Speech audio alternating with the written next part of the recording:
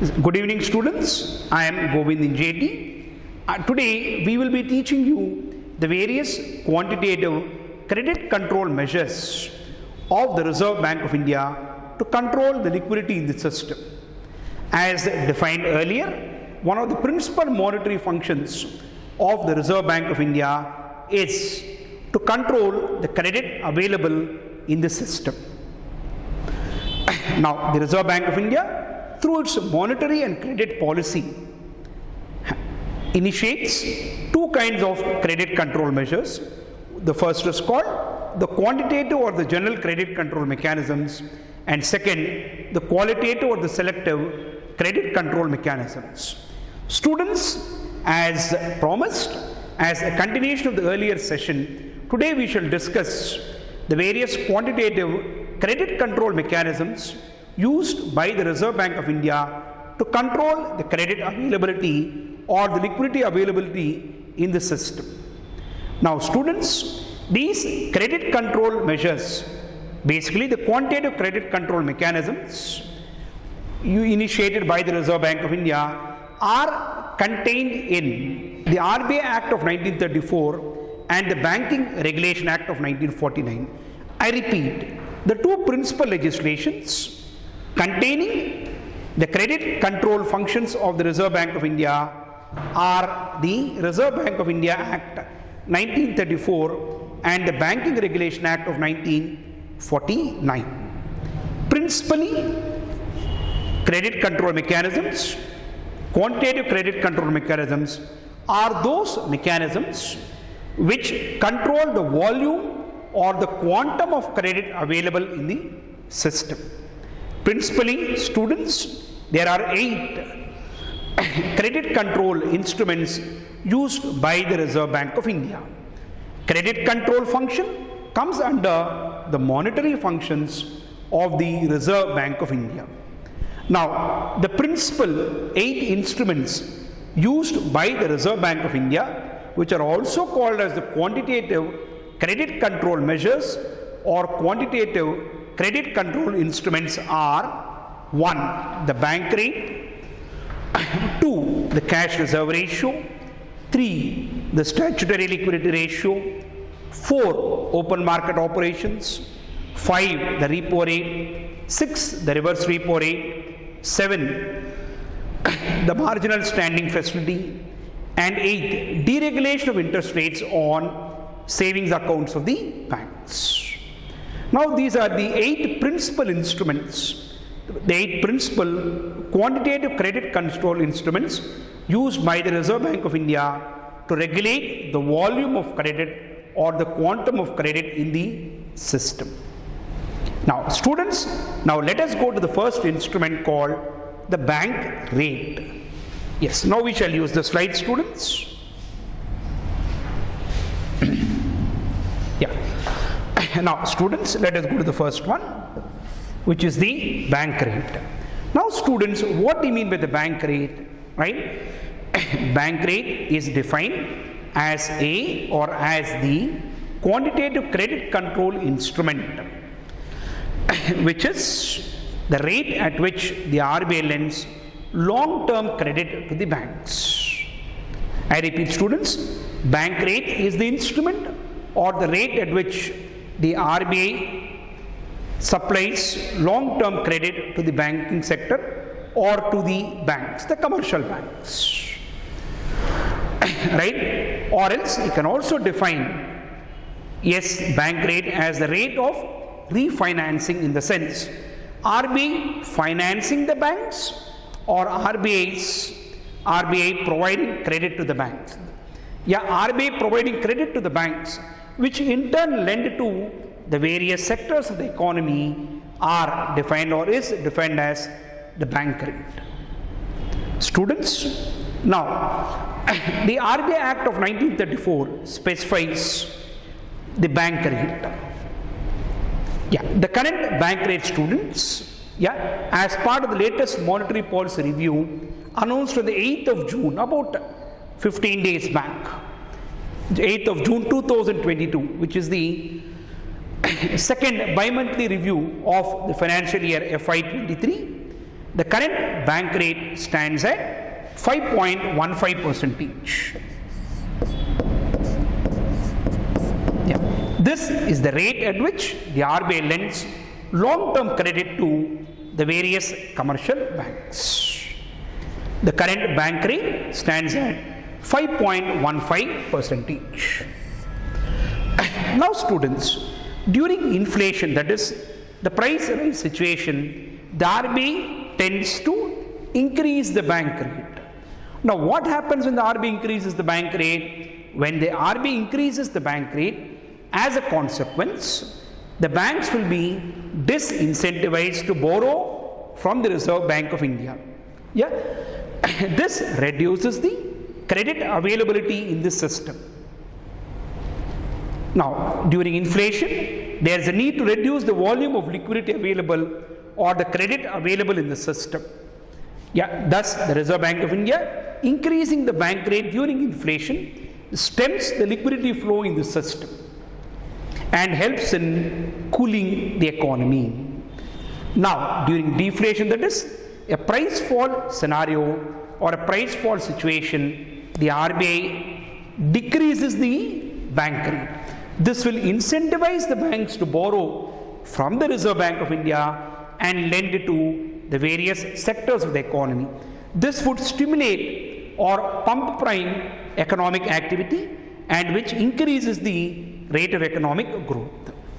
So students, right, bank rate as an instrument is useful in or during times of inflation and deflation. During inflation, that is price rise situation, the RBI would increase the bank rate, and during deflation, which is the price fall situation, the RBI tends to reduce the bank rate. The current bank rate, students, I repeat, stands at 5.15%. Students, now let me go to the second instrument called the CRR or the cash reserve ratio. Yeah, famously known as CRR, the cash reserve ratio. Now students, what is this instrument called the cash reserve ratio? Cash reserve ratio is defined as the monetary or credit instrument, monetary or the credit instrument, which says that the banks have to maintain a certain percentage of their demand and time liabilities, that is deposits, with the Reserve Bank of India as deposits free of interest. I repeat students, cash reserve ratio is the monetary or the credit policy instrument where the banks should keep a certain percentage or proportion of their demand and time liabilities, that is deposits, with the Reserve Bank of India as deposits free of interest. The current cash reserve ratio, students, stands at 4.5%. Stands at 4.5%. Now, there has been an increase of almost 100 basis points or 1 percentage point in cash reserve ratio during the recent bi-monthly review announced on the 8th of June 2022, about 15 days back. The current cash reserve ratio stands at 4.5%. The RBI Act of 1934 specifies the cash reserve ratio and says that the cash reserve ratio can range between 3% to 15%. The current CRR stands at 4.5%. Now students, during times of inflation, that is the price rise situation, the Reserve Bank of India would tend to increase the bank rate.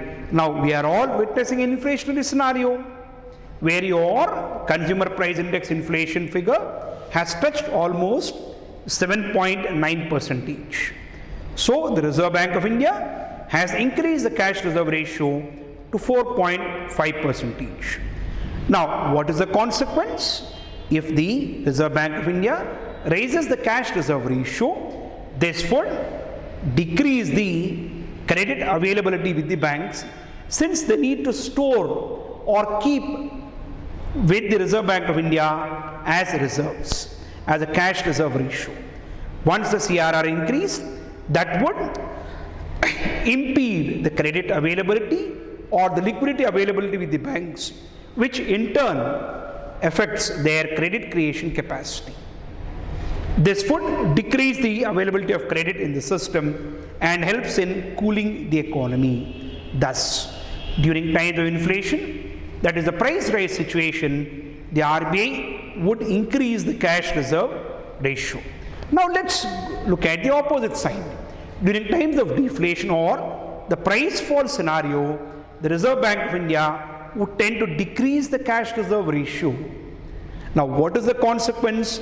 If you decrease the cash reserve ratio, there is more credit availability or liquidity available with the banks, which allows them to lend to various sectors of the economy and which in turn stimulates economic growth and helps in heating the economy.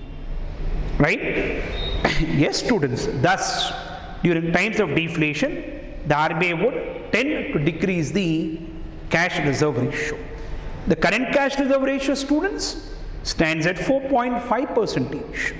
There has been an increase in the cash reserve ratio since there is high inflation or there are inflationary pressures in the economy at present. So students, this is your cash reserve ratio. Later we will discuss whether cash reserve ratio, yes, as an instrument, what is the utility of the cash reserve ratio as an instrument to control inflation. That we shall put it for a later discussion. Yeah? Hope you understood the basics of what is called the bank rate and the cash reserve ratio, CRR, right? The current bank rate as per the latest or the second bi-monthly review of FY 23 stands at 4.5%. Yeah. The third instrument, students, which of course I think is there in the next slide. Yeah. Okay, I think you missed it, right? Students, you can note it. The third instrument is called as statutory liquidity ratio. Now, what is the student statutory liquidity ratio? SLR or statutory liquidity ratio. Now, what does this mean, SLR, right? Now, SLR is a monetary or credit instrument which is contained in the Banking Regulation Act of 1949 and is part of the monetary functions of the Reserve Bank of India. Now what is this instrument? Statutory means by law. Statutory liquidity ratio is an instrument which specifies that a certain percentage of the bank's demand and time liabilities, that is deposits, should be kept with the bank itself, not with the RBI, with the bank itself, in the form of either cash or government securities or gold. That is, they should be maintainable in a liquid form. Thus, statutory liquidity ratio is the monetary instrument which specifies that a certain proportion or percentage of the demand and time liabilities of a bank have to be maintained with itself as 1, cash in hand, 2, government securities, and 3, gold. Now, the Banking Regulation Act of 1949 specifies that the statutory liquidity ratio can vary between almost 3% to, yes, almost from about 24 to 40%, the statutory liquidity ratio can vary. The current statutory liquidity ratio, students, as announced in the latest bi-monthly review of the monetary and credit policy of FY 23, the second bi-monthly review, stands at 18%. Yeah. Later we shall discuss the utility of this instrument called statutory liquidity ratio.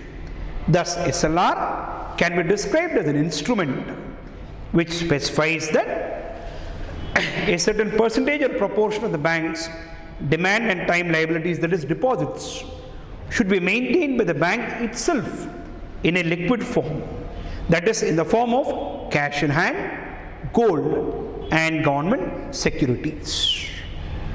The Banking Regulation Act of 1949 specifies SLR. As per the latest bi-monthly review of the monetary and credit policy announced on the 8th of June 2022, stands at 18%. Now students, during times of inflation, that is a price rise situation, the RBI tends to increase the SLR. Now what would this do? Increasing the SLR would impede the credit availability or liquidity available with the banks. This in turn would impact their credit creation capacity.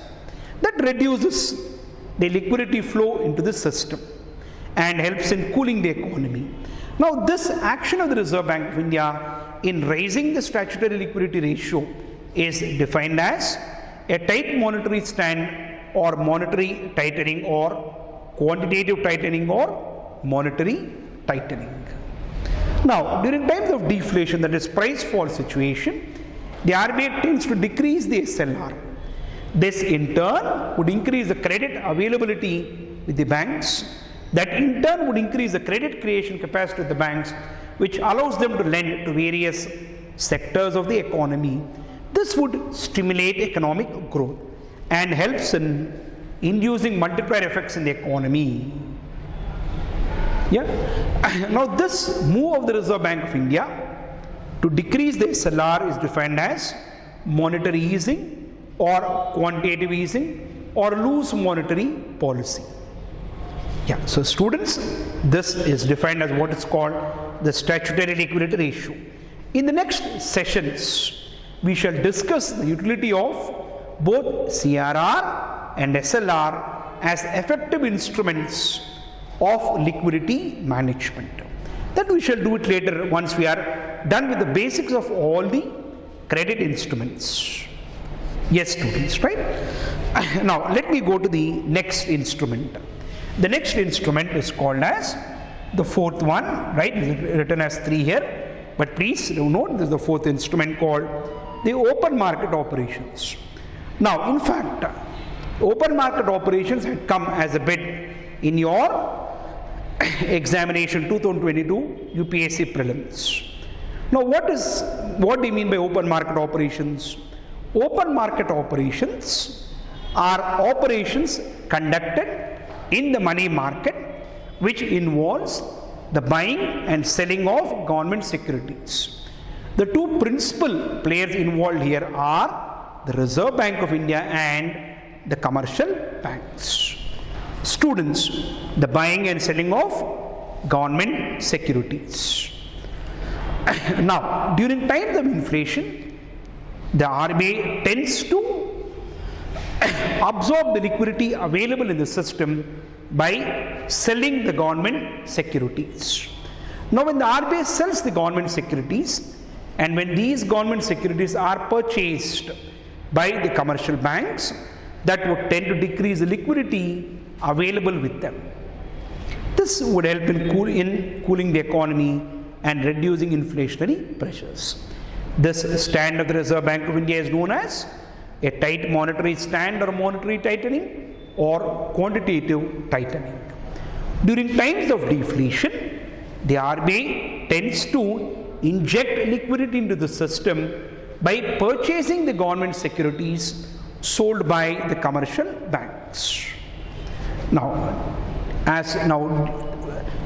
once the RBI purchase the government securities, this would inject liquidity into the banking system, which increases their credit creation capacity, which in turn allows them to lend to various sectors of the economy, stimulating economic growth.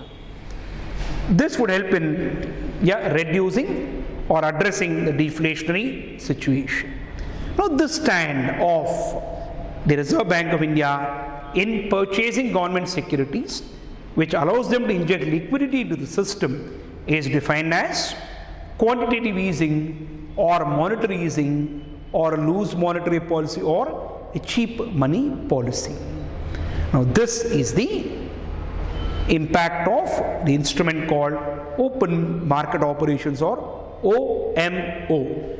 Now M in this context stands for market, OMO, open market operations.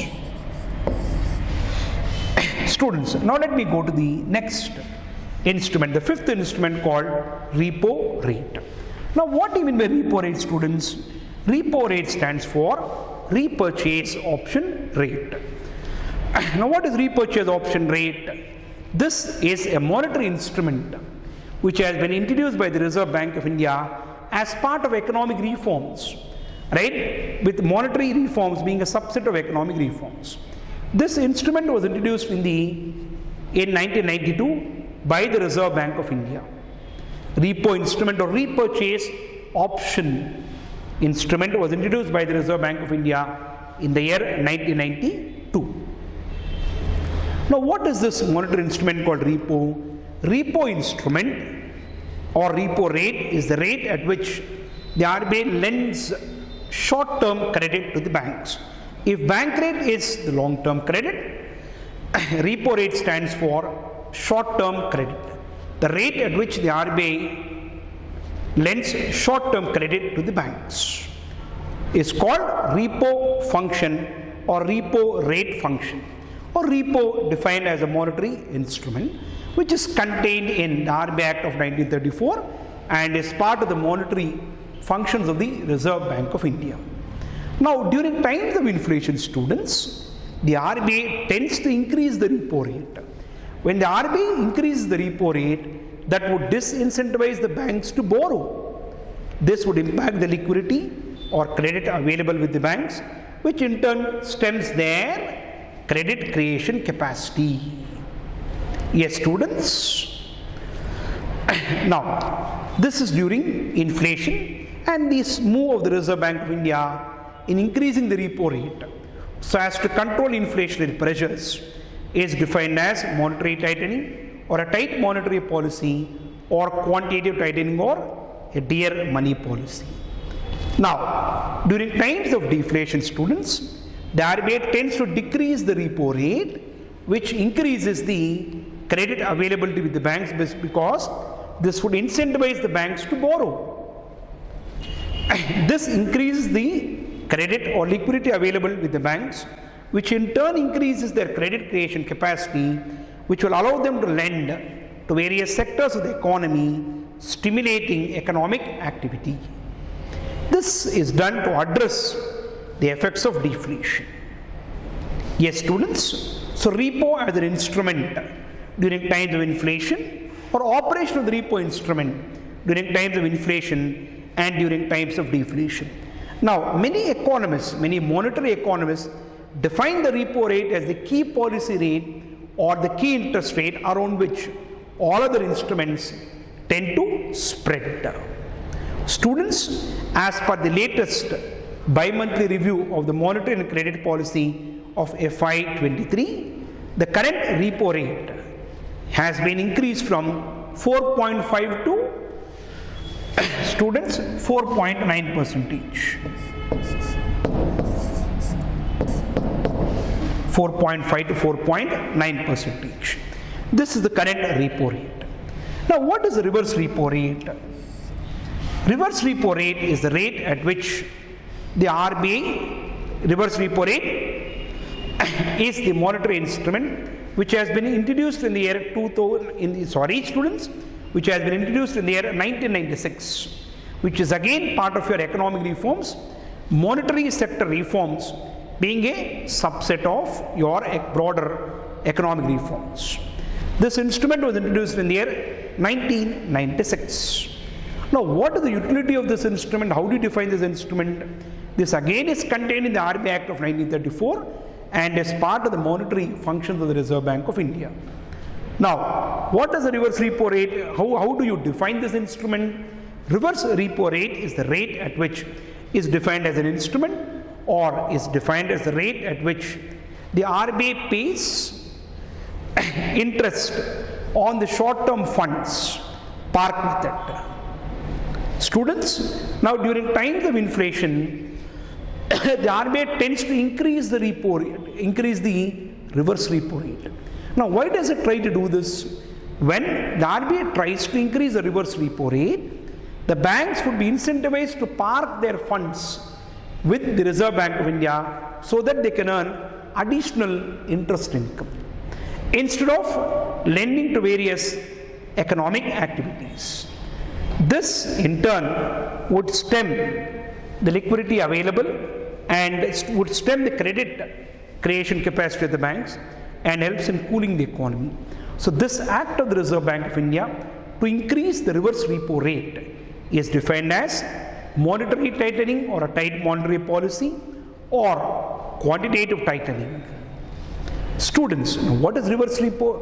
What do you do during times of deflation? During times of deflation, that is price fall scenario, the RBI tends to decrease the reverse repo rate, which would disincentivize the banks to park their funds with the Reserve Bank of India and instead lend to various economic activities, which in turn would induce multiplier effects in the economy. Now this act of the Reserve Bank of India to reduce the reverse repo rate so as to stimulate economic growth during deflation is defined as a loose monetary policy or a cheap money policy or monetary easing or quantitative easing. Now students, a combination of repo and reverse repo operations is defined as liquidity adjustment facility or LAF, liquidity adjustment framework. Students, now from the preliminary point of view, it is very important to understand that a combination of OMO and liquidity adjustment framework is defined as MSS, Market Stabilization Scheme. So what is MSS? You are trying to stabilize the money market or adjust the liquidity in the money market. That is what is called Market Stabilization Scheme, which is a combination of open market operations and liquidity adjustment framework or liquidity adjustment facility. Student, now let me go to the last two instruments, right? The seventh instrument is called Marginal Standing Facility, MSF. Now students, MSF as an instrument has been introduced in the year 2011. Now this is the latest instrument to be added. Now what is this MSF and what is the objective of introducing this new credit instrument, monetary or credit instrument called MSF? Now Marginal Standing Facility or MSF can be defined as an instrument which is an additional option or additional borrowing window available for the banks with the Reserve Bank of India at a certain percentage which is higher than the prevailing repo rate. That is what is called, students, Marginal Standing Facility, right? So I would like to define it again, right? Marginal Standing Facility is defined as an instrument which is an additional borrowing window available to the commercial banks with the Reserve Bank of India at an interest rate which is above the repo rate. So MSF is repo plus X. Now usually students, the marginal standing facility rate and the bank rate are the same. The current MSF, according to the latest monetary policy review announced on 8th of June 2022, stands at 5.15%. Now have you seen the students? When this instrument was actually introduced in the year 2011, it was given as repo plus 1%. Then from April 1, 2016, they made it repo plus 0.5%. But now as part of the accommodative monetary policy framework, it is repo plus X. A notch above the prevailing repo rate would be your marginal standing facility, right? Now students, now we have defined 7 instruments.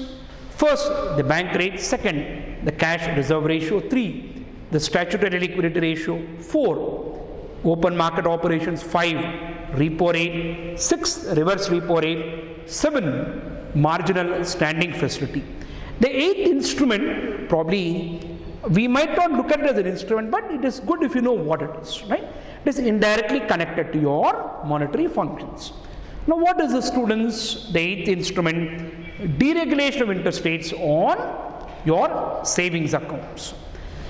Now all of us open or all of us have savings bank accounts, right? We open savings accounts with various banks, either with the public sector or with the private sector, right? By virtue of opening a savings bank account, we are paid a certain interest on it, either on a, I think it is now on a quarterly basis. Now, earlier, the interest rate on savings bank accounts was determined by the Reserve Bank of India. But from the year 2011, they deregulated the interest rate on savings bank accounts, and the banks have been given autonomy to decide the interest rates on various savings banks accounts. This also, students, right, can be considered to be a monetary or a credit instrument and part of the monetary functions of the Reserve Bank of India. So principally, 8 instruments is what we've discussed today, students. 1, right, the cash reserve ratio. 2, the bank rate. 3, the statutory liquidity ratio. 4, the repo instrument. 5, the reverse repo instrument. 6, open market operations. 7, marginal standing facility. 8, deregulation of interest rates on savings bank account. So these are the principal 8 instruments, also defined as quantitative or general credit control mechanisms. Hope you have understood the topic, students, right? In the next session, we shall discuss the qualitative credit control instruments and the various stands taken by the Reserve Bank of India, such as a tight monetary stand, a loose monetary stand, a neutral stand, and an accommodative stand. This we shall discuss in the next class, and also have a short summary of what we've done today. Thank you, students. Thank you for attending the session.